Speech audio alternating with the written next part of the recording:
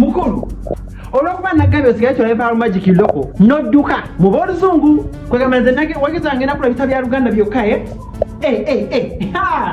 onsiisa n'okusiisa so onyinyone okola kyeno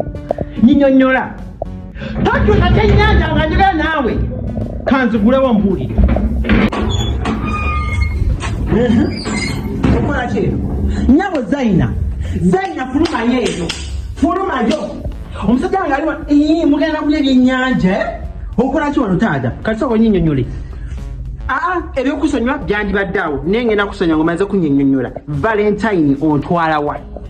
kumala tulina okubalatula Power Magic loko otegedde GoTV 315 in fact tobaako gyontwala tujala ku valentine tubeere waka nga twala Power Magic loko GoTV onkulira kale kati nawe okkiriza kandeete sigiri tufumbe ekyenyanja nage tutusa kyenyanja Zaina ono mugaye tatusa ekyenyanja